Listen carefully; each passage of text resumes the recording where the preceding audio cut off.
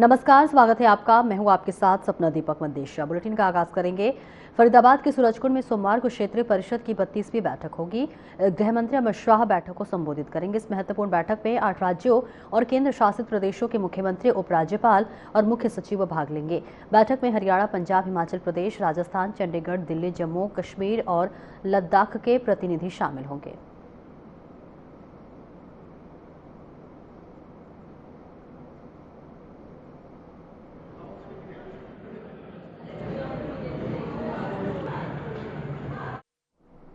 नालनौर की नई अनाज और सब्जी मंडी में आयोजित राज्य स्तरीय महाराजा शूरसैनी जयंती समारोह में हरियाणा के मुख्यमंत्री नायब सिंह सैनी ने शिरकत की। इस दौरान सीएम सैनी ने 83.5 करोड़ रुपए की लागत की 19 परियोजनाओं का उद्घाटन और शिलान्यास किया। इस मौके पर उन्होंने शहीद रावत तुलाराम की जयंती पर नसीबपुर स्थित शहीद स्मारक पर श्रद्धा सुमन अर्पित किए। आपको बता दें, मुख्यमंत्री नायब सिंह सैनी ने कहा कि महाराजा शूरसैनी महान धर्मगुरु और सम्राट थे, जिनकी कीर्ति समाज में संस्कारों की नींव रखने के रूप में जीवित रहती है।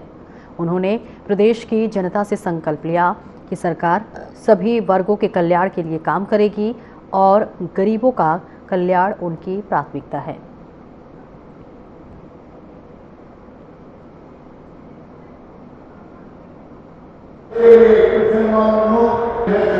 इतिहास, ये सिर्फ इतिहास में ही ये बात मिलती है, बल्कि महाभारत में भी शूरसैनी सैनियों की यश गाथा उसमें ये चलती है, गाई जाती है।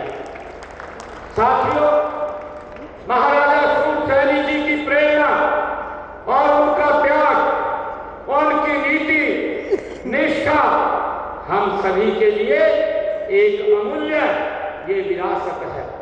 साथियों, आज हम उनकी जयंती मनाकर केवल उन्हें याद नहीं कर रहे, बल्कि उनके आदर्शों को अपने जीवन, समाज और प्रदेश के शासन में उतारने का हम संकल्प दोहरा रहे हैं। साथियों, हम सब जानते हैं कि महाराजा शूरसैनी जी, जिन्होंने केवल राज्य ही नहीं चलाया, बल्कि समाज में संस्कार और स्वाभिमान की नींव भी उन्होंने मजबूत रखी है। साथियों, महाराजा शूरसैनी केवल एक राजा, केवल एक सत्ता का प्रतीक नहीं, बल्कि न्याय, नीति और धर्म का वो केंद्र भी रहे हैं। साथियों, महाराजा शूरसैनी जी ने कहा है कि सच्चा राजा वह हो सकता है, वह नहीं जो युद्ध जीतता है। सच्चा राजा वह होता है जो जन जन जीतता है।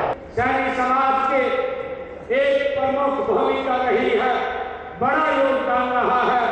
आजाद हिंद फौज में स्वतंत्रता सेनानी सरदार महेंद्र सिंह, सरदार अजय सिंह तथा हरि सिंह जैसे स्वतंत्रता सेनानी वो इसी समाज के ही दिए हुए हैं। साथियों, मुझे खुशी है कि हरियाणा सरकार लगातार आदरणीय नरेंद्र मोदी जी के नेतृत्व में हरियाणा प्रदेश को गति से आगे बढ़ाने का काम वो कर रही है। हमारे महापुरुषों को राज्य स्तर के ऊपर उनको याद किया जाए, उनको मनाया जाए। हमने हरियाणा में संत महापुरुष विचार, सम्मान एवं प्रसाद योजना के माध्यम से हम उनको याद करते हैं। साथियों, महापुरुषों द्वारा दिखाए गए मार्ग पर चलते हुए हम हरियाणवी एक की भावना से सभी वर्गों के कल्याण एवं उत्थान के लिए निरंतर हमारी सरकार काम कर रही है। सड़क का निर्माण की बात कही है, ये दोनों के दोनों कार्य ये पूरे कराए जाएंगे।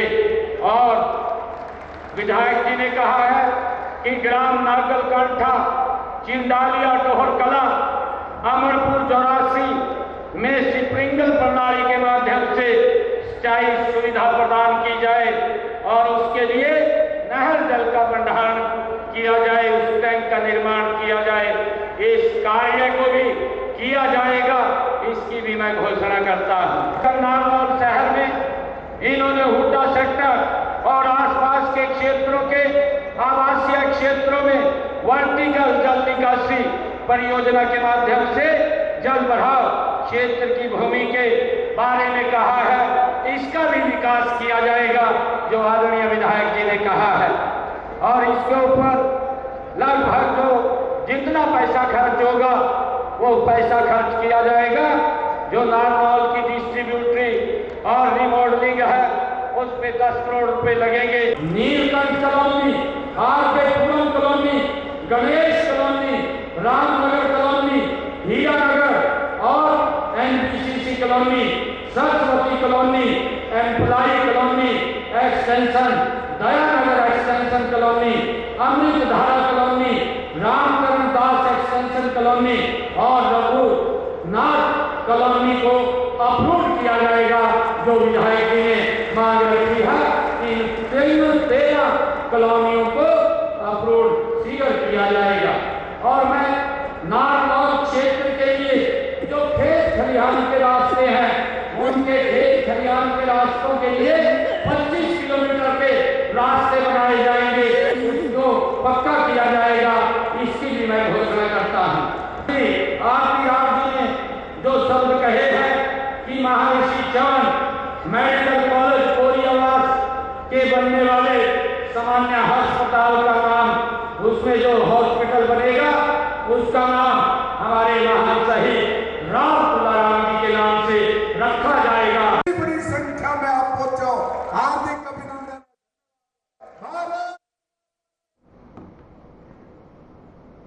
और आगे बढ़ेंगे। हरियाणा के ऊर्जा परिवहन एवं श्रम मंत्री अनिल विज ने अंबाला छावनी जीटी रोड पर शहीद स्मारक का निरीक्षण किया और इस दौरान आपको बता दें कि मंत्री ने विभागीय अधिकारियों और निर्माण एजेंसी स्टाफ से जानकारी ली। उन्होंने ऑडियो और वीडियो प्रेजेंटेशन देखी और इसके साथ ही गैलरी में ऊर्जा मंत्री अनिल विज ने 1857 की लड़ाई पर आधारित 360 डिग्री व्यू की वीडियो भी देखी और दिशा निर्देश दिए। उन्होंने अधिकारियों को जल्द से जल्द निर्माण कार्य को पूरा करने के लिए दिशा निर्देश भी दिए।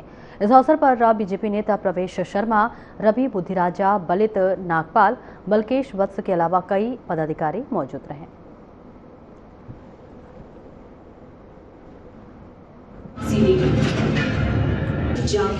इतना अट्रैक्टिव है कि आदमी वहाँ से हिलना ही नहीं चाहता। इतना ये टेक्निकली और साइंटिफिकली, जैसे लाइट लेज़र का शो 360 डिग्री का दिखाया, बाकायदा दीवार के ऊपर आदमी चलते हुए नज़र आते हैं, घोड़े चलते हुए नज़र आते हैं, खाली दीवार के ऊपर। और ऐसे ही हर गैलरी हमारी, ये 21 गैलरियाँ हैं, इसमें हर गैलरी में एक से एक कमाल करके दिखाया है।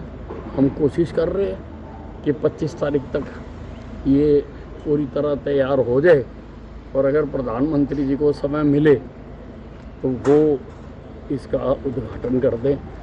वो जाबाज सिपाही जिसके धर्म के साथ खिलवाड़ किया गया, गाय और सुअर की चर्बी को हाथ लगाना उसे नामंजूर था।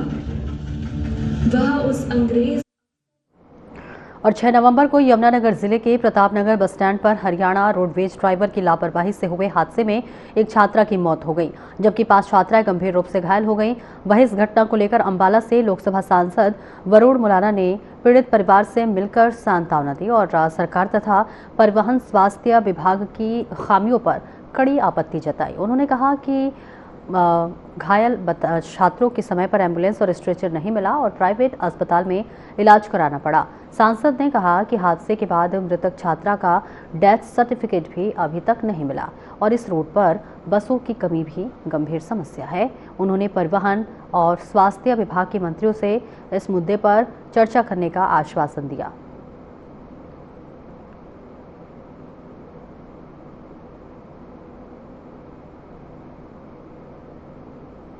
एक बस हादसा हुआ था प्रतापनगर में, उसको लेके जो एक बच्ची हमारी कुटीपुर से पूरी हो गई थी, वहाँ मैं जाके आया, उस परिवार का दुख बांट के आए। और 2 बच्चियाँ जिनका ज़्यादा चोट है, एक खिजराबाद में और एक बहादुरपुर में। उन दोनों बेटियों को मैं अभी मिल के आया। जिन बच्चियों को मैं मिल के आ रहा हूँ उन्होंने अपनी आप बीती सुनाई कि जब एक्सीडेंट हो गया कोई एम्बुलेंस नहीं पहुंची। एम्बुलेंस तो आनी चाहिए, बस स्टैंड की बात है, कहीं किसी ऐसी जगह पे वो नहीं थे कि जी वहां पे एम्बुलेंस नहीं आ सकती थी। कोई एम्बुलेंस नहीं पहुंची। खुद कोई मोटरसाइकिल पे बच्चा गया है, कोई किसी की गाड़ी में गया, एम्बुलेंस नहीं आई। जब सरकारी अस्पताल में पहुंचते हैं वहां पर कहते हैं जी स्ट्रेचर भी टूटा हुआ था।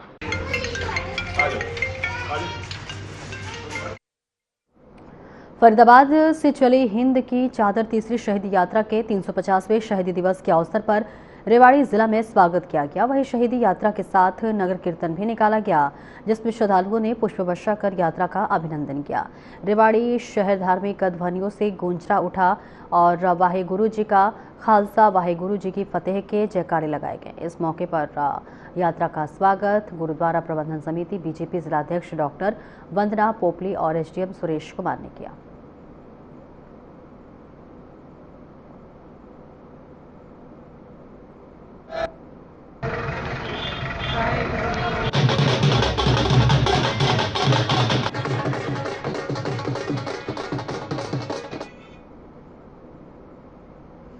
इंद्री पुलिस ने चोरी और छीना झपटी की बढ़ती वारदातों पर बड़ी कार्रवाई करते हुए 13 आरोपियों को गिरफ्तार करने में सफलता हासिल की है।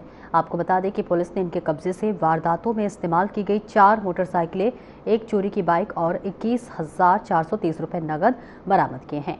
डीएसपी गौतम ने प्रेस वार्ता में बताया कि गिरोह के कुछ सदस्य पुराने अपराधी हैं, जिन पर कई मुकदमे दर्ज हैं, जबकि कुछ पहली बार पुलिस गिरफ्त में आए हैं। मुख्य आरोपी योगेश निवासी नौरता पर चोरी, छीना झपटी के 9 और एक हत्या का मामला दर्ज है।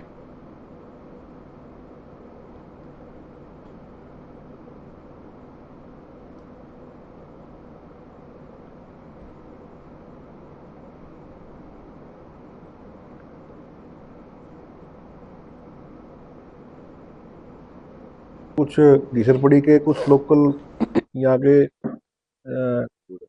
गुड़ा के आसपास जो हुडिया बनाने वाले शेख मुसलमान जो है, हमने लगभग 13 आदमियों को इनमें गिरफ्तार किया है। और जो 13/11 को 2 दिन पहले 3 दिन पहले ही मुनियारपुर गांव के एक व्यक्ति से 2500 रुपये और एक मोबाइल और ये छीने थे। हमने तुरंत जो है कार्रवाई करते हुए सीसीटीवी फुटेज की मदद ली और उसमें ये पहचाने गए।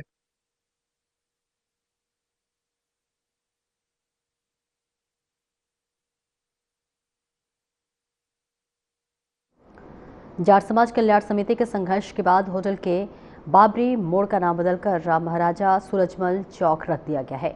इस अवसर पर जाट समाज के लोगों ने महाराजा सूरजमल चौक पर हवन यज्ञ और भंडारे का आयोजन किया। तो वहीं केंद्रीय मंत्री कृष्णपाल गुर्जर और पूर्व मंत्री हर्ष कुमार ने नारियल फोड़कर उद्घाटन किया और कहा कि महापुरुष किसी एक जाति के नहीं होते, वे सभी के होते हैं। उन्होंने ये भी आश्वासन दिया कि परशुराम चौक पर चल रहे विवाद को जल्द सुलझा लिया जाएगा और समाज ब्राह्मणों के साथ खड़ा है। इस अवसर पर चौक के नामकरण पर सभी समाज के लोगों ने खुशी जताई और सेवादारी ने परशुराम चौक का समर्थन किया।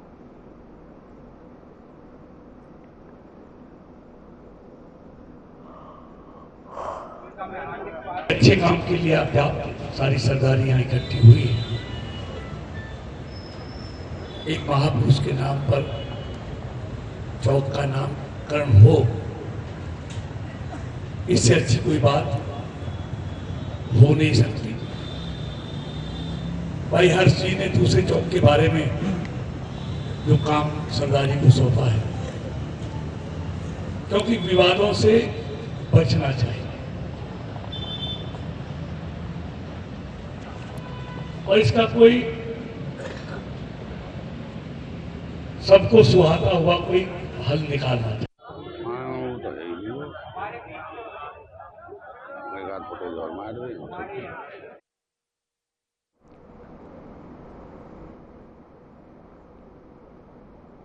जुलाना की नई अनाज मंडी में नवनियुक्त चेयरमैन मनोज शर्मा और वाइस चेयरमैन परवीन कश्यप का शपथ ग्रहण समारोह आयोजित किया गया। समारोह में प्रदेश बीजेपी अध्यक्ष मोहनलाल बडोली ने मुख्य अतिथि के तौर पर शिरकत की। इस दौरान बडोली ने कहा कि बीजेपी की सरकार ने समाज के अंतिम पंक्ति के व्यक्ति की चिंता की है और तीसरी बार हरियाणा में सरकार बनाई है। उन्होंने बताया कि राज्य में 116 मार्केट कमेटियों के सभी चेयरमैन और वाइस चेयरमैन नियुक्त किए गए हैं और वही बडोली ने दोनों नेताओं को पदभार संभालने की शुभकामनाएं दी और बीजेपी के कार्यकर्ताओं को सम्मान मिलने की बात की।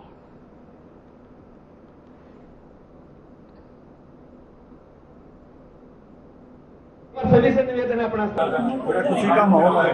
देखिए हमारे जितने भी नवनियुक्त चेयरमैन थे सभी जगह जो है अपनी खुशी को धारण कर रहे हैं और आज हम सबको आशीर्वाद मिला माननीय प्रदेश अध्यक्ष मोहनलाल बडोली जी का, भाई मनोज शर्मा जी और हमारे वाइस चेयरमैन जी को खुशी पे धारण किया गया और एक बड़ा भव्य कार्यक्रम जिसमें आप देखेंगे सबसे अपनी प्रेरणा से किसानों का बड़ा जमावड़ा है। मार्केटिंग कमेटी के चेयरमैन, वाइस चेयरमैन और मेंबर का शपथ ग्रहण और पद ग्रहण समारोह, जिसको लेकर के आज जुलाना के अंदर मनोज शर्मा मीनू भाई चेयरमैन के पद पर नियुक्त हुए और परवीन कश्यप, परवीन कुमार वाइस चेयरमैन, दोनों को आज के मुख्य अतिथि प्रदेश अध्यक्ष भाजपा श्री मोहनलाल बडोली जी आए और उन्होंने सभी को संबोधित किया। साथ के साथ दोनों वाइस चेयरमैन और वाइस चेयरमैन को उनकी कुर्सी पर बिठा करके उनको अपना शुभ आशीर्वाद दिया। हरियाणा की यशस्वी मुख्यमंत्री आदरणीय नायब सिंह सैनी जी का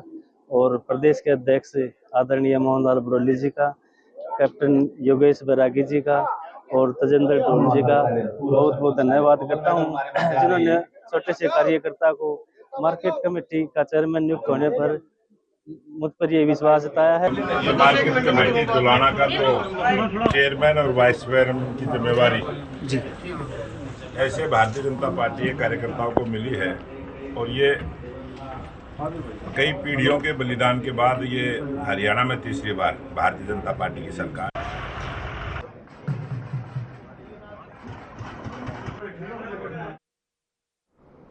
हरियाणा के कैबिनेट मंत्री विपुल गोयल ने सिरसा में अग्रवाल सेवा सदन और शिवपुरी का लोकार्पण किया, जहां इस अवसर पर उन्होंने अग्रवाल समाज की सामाजिक सेवा को सराहा और 21 लाख रुपए का अनुदान देने की घोषणा की। साथ ही इस दौरान उन्होंने कहा कि गोपाल कांडा और गोविंद कांडा के प्रयासों से ये सेवा सदन समाज की सेवा में एक महत्वपूर्ण कदम साबित होगा। साथ ही इस अवसर पर विपुल गोयल ने बिहार चुनाव में बीजेपी की जीत पर बयान देते हुए कहा है कि बिहार में जंगल राज की सोच का खात्मा हुआ है और जनता ने पीएम मोदी की नीतियों को समर्थन दिया है। साथ ही राहुल गांधी के वोट चोरी के आरोपों पर तंज कसते हुए उन्हें जो है मस्खरा और बचकना व्यक्ति बताया।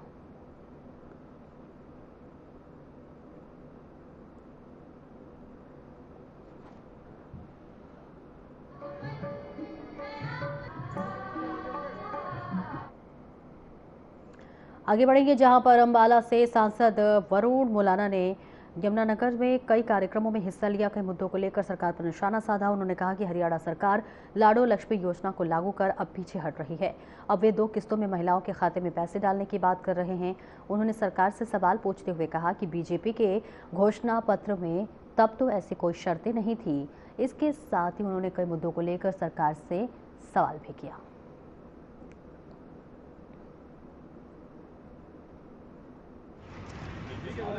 ये तो जग जाहिर है, सब जानते हैं और ऐसा पहली बार नहीं हुआ, ऐसा होता रहता है और जिनको भी वो आज तक सस्पेंड करते हैं वो कोर्ट से जो है वो बहाल हो जाते हैं। तो देखिए, जहां गलती है वहां कार्यवाही भी होनी चाहिए, लेकिन जो एक संजीदगी है वो भी बना के रखनी चाहिए।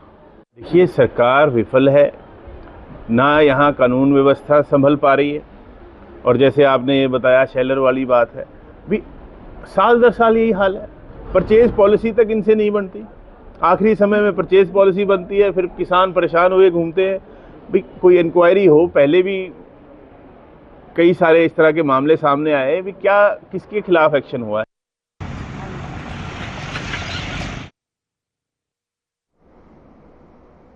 और आगे बढ़ेंगे हरियाणा के रेवाड़ी जिले के धारूहेड़ा स्थित संतोष कॉलोनी में उस समय हड़कंप मच गया जब एक दूर कमरे में पति पत्नी का फंदे से लटका शव मिला। तो वही घटना की सूचना पर पहुंची पुलिस को मौके से एक सुसाइड नोट भी बरामद हुआ। आपको बताते चले कि मृतकों की पहचान 26 वर्षीय राजकुमार और उनकी पत्नी हाली के रूप में हुई है, जिस पर और जानकारी देते हुए मृतक राजकुमार के भाई महेंद्र ने बताया कि दोनों ने साल 2020 में प्रेम विवाह किया था और करीब 5 साल पहले वे रोजगार की तलाश में धारूहेड़ा आए थे और यहां पर एक निजी कंपनी में कार्यरत थे। वही अब पुलिस मामले की जांच कर रही है।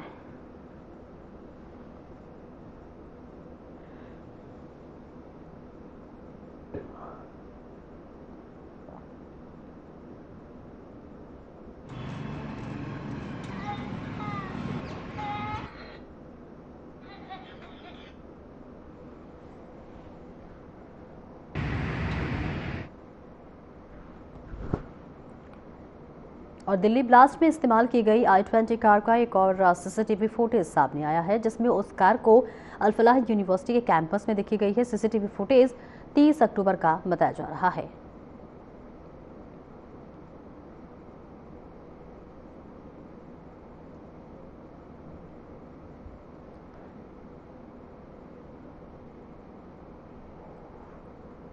यमुनानगर में एक प्रेमी जोड़ी ने नहर में छलांग लगाकर आत्महत्या कर ली। जानकारी के मुताबिक दोनों पिछले 2 दिनों से घर से लापता थे।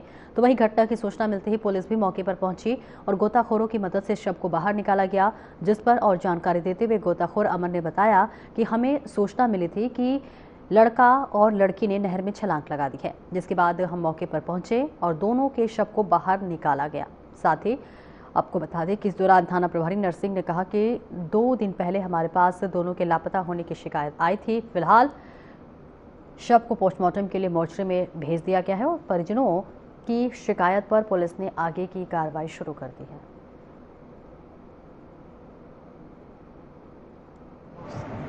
हमें परसों शाम को सूचना मिली थी कि एक लड़का और लड़की जो है कि गायब हो रहे हैं और उनकी मोटरसाइकिल मिली थी।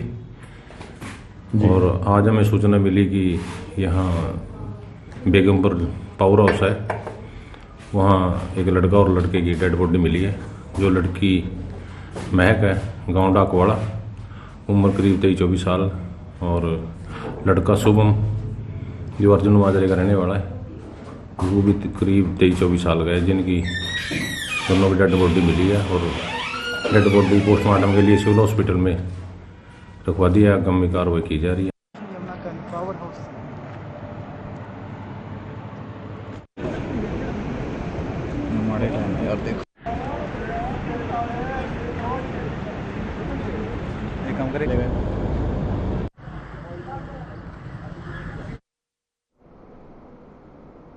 फिलहाल इस बुलेटिन में इतना ही। नमस्कार।